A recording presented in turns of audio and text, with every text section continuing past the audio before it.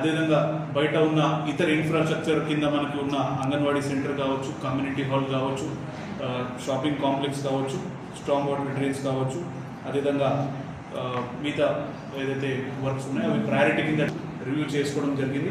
Concern ఇంజనీర్లకి అదేవిధంగా ఏజెన్సీలకి ఇది వేగవంతంగా కంప్లీట్ చేయాలని చాలా స్ట్రిక్ట్ ఆదేశాలు ఇవ్వడం జరిగింది.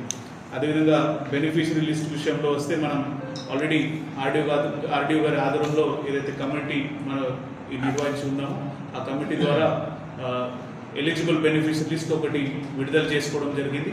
దాంట్లో క్లెయిమ్స్ ఆబ్జెక్షన్స్ కానీ ఎవరైనా ఇంకా పెటిషన్స్ దాని మీద ఇచ్చి ఉన్నారు. సో ఇప్పుడు దాకా ఆర్డీఓ గారు రిలీజ్ చేసిన లిస్టు 1805 1905 మందికి సంబంధించిన లిస్టు జారీ చేసి ఉండే. సో దీంట్లో కొన్ని గ్రీవెన్సెస్ కానీ ఆబ్జెక్షన్స్ కానీ వస్తూ ఉన్నాయి. అవి మా టీమ్స్ వెంటనే పరిశీలించి దాని మీద కూడా ఫైనల్ చేసుకుంటారు. గౌరవ మంత్రి గారు మనకి చెప్పిన ప్రకారంగా అధికారులు కూడా అదే విషయాలు మళ్ళీ చెప్తున్నాం. అర్హత ఉన్న వాళ్ళకి మాత్రం మనం ఇల్లు ఇవ్వడం జరుగుతున్నదో సో ఆ అంశం దయచేసి మీరు గమనించాల్సినవి కోరుతా ఉన్నాం. దీంట్లో మిగతా అంశాలు కూడా ఏదైతే ఉన్నాయో బ్యూటిఫికేషన్ కానీ గ్రీనరీ కానీ అది కూడా